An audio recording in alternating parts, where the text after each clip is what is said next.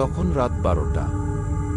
ঘন অন্ধকার, নির্জন জঙ্গলের মধ্য দিয়ে নীলাভ এবং তার স্ত্রী স্বর্ণালী এগিয়ে চলেছে।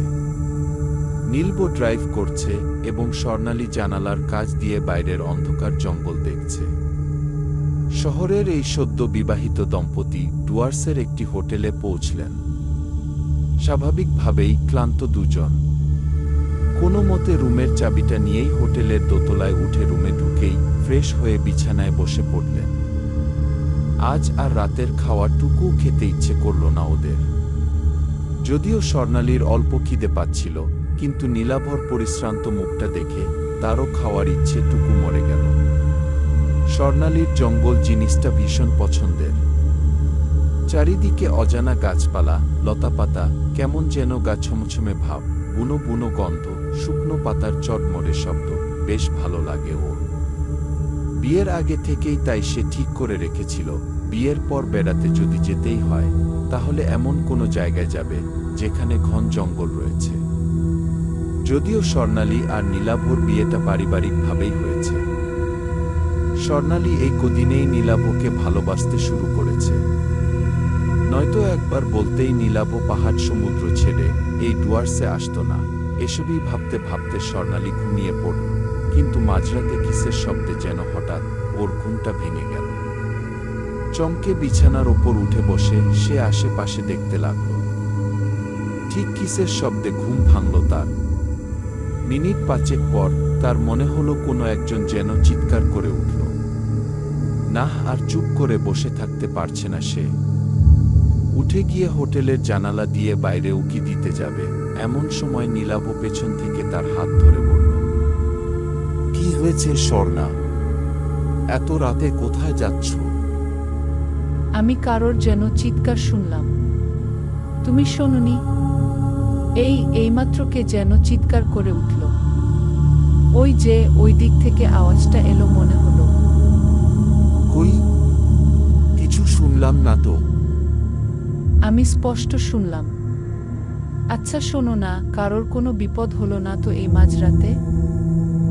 এখন রাত 2:30টার সময় কার কি হবে? আর এমনিতেও জঙ্গলের এরিয়া বলে সন্ধ্যের পর সবার বেরোনো নিষেধ। দেখলে না, রাস্তায় আসার সময় ওজন পুলিশ অফিসার আমাদের গাড়ি দাঁড় করালো। ভাগ্যিস সাথে বেশি করে ক্যাশ এনেছিলাম, নয়তো ওই মাঝ রাস্তা থেকেই ফিরে যেতে হতো। যদিও কাজটা ঠিক হয়নি, তবুও আসলে আমাদের বাড়ি থেকে বেরোতে এত দেরি হলো আর ট্রেনটাও মিস করলাম।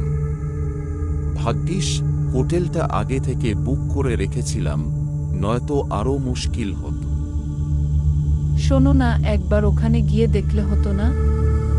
চলো না, আমরা হোটেলের সিকিউরিটি গার্ডকে বলি একবার ওই দিকটা দেখে আসতে। আমি স্পষ্ট কারোর চিৎকার শুনেছি। এরপর স্বর্ণালী আর নীলাভ নিচে এসে দেখল সিকিউরিটি গার্ড মেন গেটের সামনে একটা টুলের উপর বসে ঝিমোচ্ছে। ওনাকে ঘুমোতে দেখে স্বর্ণালী ওনাকে ডাকল, এই যে শুনছেন, এই যে শুনছেন, আপনি অন ডিউটি ঘুমোচ্ছেন? হ্যাঁ স্যার, ইয়েস স্যার, বলুন কি হয়েছে? কি সমস্যা? না মানে ম্যাডাম, চোখটা লেগে গেছিল। আপনারা এত রাতে এখানে? কি হয়েছে? কোনো সমস্যা? কিছুক্ষণ আগে আমার স্ত্রী ওই উত্তর দিক থেকে একটা চিৎকার শুনতে পেয়েছে। খুবই ভয়ঙ্কর চিৎকার। আপনি কি একবার দেখে আসতে পারবেন ওই দিকটা? এত রাতে কারোর বিপদ আপদ হলো কিনা কে জানে। না স্যার, আপনি কি বলছেন? ভুল করে ওদিকটা যাওয়া যাবে না, আর আপনারাও কখনোই ওদিকে যাবেন না। ওইদিকে তো মহাশ্মশান, আর আজ হলো গিয়ে অমাবস্যা। ওইদিকে আজকে রাতেই তো ওনারা ত্রিপুরা ভৈরবীর সাধনা করেন। সব সাধনাও হয়, বুঝলেন কি না? এ বড় ভয়ঙ্কর জিনিস। আমি তো শুনেছি মাঝে মাঝে নরবলিও দেয় সিদ্ধিলাভের আশায়। আপনারা ভুলেও ওইদিকে পা বাড়াবেন না এই রাতে। ওনারা মানে কারা? আর নরবলি? নরবলি তো নিষিদ্ধ। পুলিশ প্রশাসন কোনো ব্যবস্থা নেয় না এর বিরুদ্ধে। আর আপনারা সবকিছু জেনেও পুলিশকে কিছু জানান না কেন? আজ্ঞে স্যার, ওনারা বলতে তান্ত্রিক, অঘরী, যোগিনীরা, আমিও ঠিকঠাক জানি না। এই হোটেলে নতুন কাজে এসছি, এই মাস 6 হলো। তবে লোক মুখে যা শুনেছি তাই বললাম।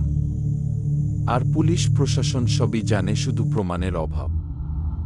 সঠিক প্রমাণ পেলে তবেই না ওরা কোনো ব্যবস্থা নেবে। প্রাণের ভয়ে গায়ের লোকে তো মুখ খুলতে চায় না। তবে একবার 3 জন বড় বড় অফিসার সারা রাত ওই মহাশ্মশানে কাটিয়েছিলেন হাতে নাতে ওদের ধরবে বলে, কিন্তু কোথায় কি।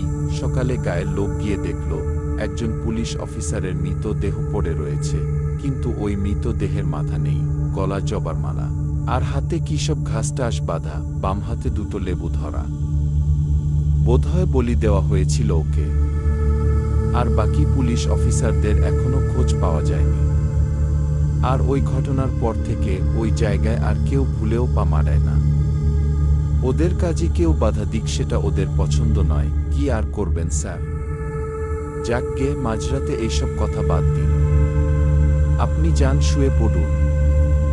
ওরা এদিকটায় আসে না। নিজের উপাসনা শেষ হলে জিনিসপত্র গুছিয়ে ভোর হওয়ার আগেই চলে যায় অন্য কোথায়। আবার আসে পরের অমাবস্যায়।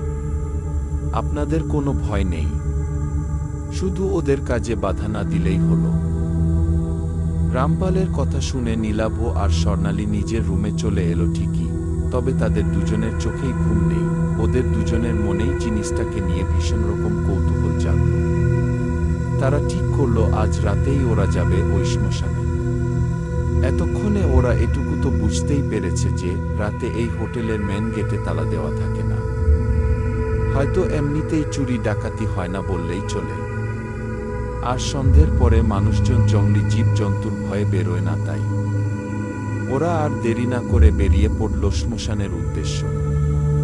নিচে এসে দেখল রামপাল নেই। ওরা ভাবল ব্যাটা নিশ্চয়ই কোথাও গিয়ে আরামে ঘুমিয়ে পড়েছে, যা ঝিমোছিল কিছুক্ষণ আগে অবধি। যাই হোক, যা হওয়ার ভালোই হয়েছে ভেবে ওরা উত্তর দিকের পথ ধরে জঙ্গলের ভেতর দিয়ে মহাশ্মশানে চলে গেল। কিছুক্ষণ পরেই দূর থেকে দেখতে পেল আগুন জ্বলছে, যেন বোধহয় যজ্ঞের আগুন। তান্ত্রিকরা বলি দেওয়ার আগে যজ্ঞ করে বলে শুনেছিল নীলাভ। এখনো ভেবে দেখো ওখানে যাবে কিনা। যা শুনলাম রামপালের মুখে, আমার তো ভয়ে হাত পা ঠান্ডা হয়ে যাচ্ছে। যদি কোনো বিপদ হয় আমাদের? কিছু হবে না, এ তো ভেবো না। এখন মনে হয় ওরা সাধনার শেষ পর্যায়ে এসেছে। আমি আসলে দেখতে চাই ওরা কি করে এই সব বলি টলি দিয়ে এতদূর এসেছি যখন খালি হাতে ফিরব না। চলো আর একটু সামনের দিকে যাই। ওরা ঠিক কি করছে দেখতে পাবো না। না হলে রামপাল কি যেন বলল, কার পুজো করে? ত্রিপুরা ভৈরবী 10 মহাবিদ্যার 5ম মহাবিদ্যা। ভীষণ ভয়ঙ্কর। কিন্তু আমি যতদূর শুনেছিলাম ওনার সাধনা কামাখ্যাধামেই বেশি হয়। এখানেও যে ওনার সাধনা হয় জানা ছিল না তো। তারা কিছুটা এগিয়ে গিয়ে ঝোপের মধ্যে থেকে দেখার চেষ্টা করল ওই তান্ত্রিক কি করছে। নীলাভ যা দেখল আর শুনল তা ভুলবার নয়। সে দেখল একজন তান্ত্রিক তার এক শিষ্যকে বলছেন, সুস্নাত, দীপ্ত, পূর্বদিনে বিশ্বাসী, মাংস, মৈথুন এবং ভোগ বর্জিত, মালা এবং চন্দন দ্বারা অলঙ্কিত মনুষ্যকে উত্তরমুখ করে। তার অবজব নিশ্চয় দেবতা সকলের পূজা করবে এবং তাকে দেবতার সহিত অভিন্ন জ্ঞান করে তার পূজা করবে। ভ্রমরন্ধ্রে ব্রহ্মার পূজা করবে, নাসিকায় পৃথিবীর পূজা করবে, কর্ণদোজের শক্তি এবং আকাশের পূজা করবে, জিহ্বাতে অগ্নির, নেত্রে জ্যোতির, বদনে বিষ্ণুর, ললাটে ভৈরবের, দক্ষিণ গণ্ডে ইন্দ্রের, বাম গণ্ডে বহ্নির, গ্রীবায় সম্বর্তীর, কেশাগ্রে নিভৃতির, ভ্রুদ্বয়ের মধ্যে বরুণের, নাসিকামূলে পবনের, স্কন্দে ধনেশ্বরের এবং হৃদয়ে সর্পরাজের পূজা করিয়া ব্রহ্মমান মন্ত্র পাঠ করবে। শোনো মন দিয়ে কি বলতে হবে।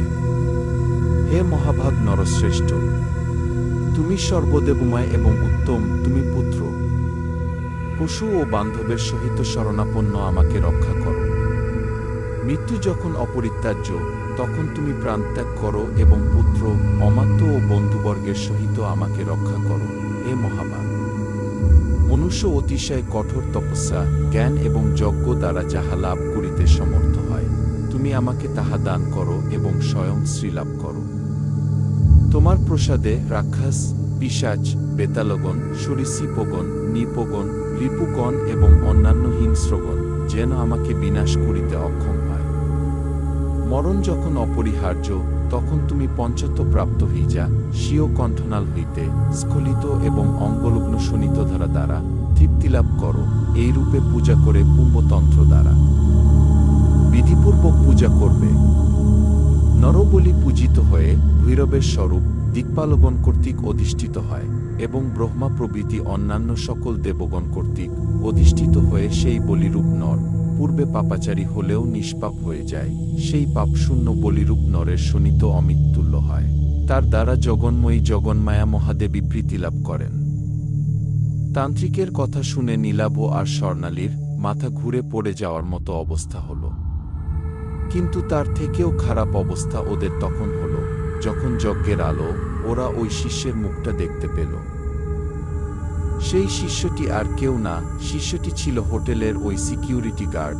সেই সিকিউরিটি গার্ড রামপালকে দেখে তারা অবাক হল এবং ভয় পেল। তবুও তারা নিজেদের সামলে নিয়ে হোটেলে ফিরে এলো। পরের দিন সকালেই ওরা নিজেদের ব্যাগপত্র গুছিয়ে বাড়ির দিকে রওনা দিল। যদিও বা যাওয়ার সময় রামপাল ওদের এত তাড়াতাড়ি চলে যাওয়ার কারণ জানতে চেয়েছিল, কিন্তু নীলাভ আর স্বর্ণালী সেই কারণের উত্তর দেওয়ার সাহস পায়নি।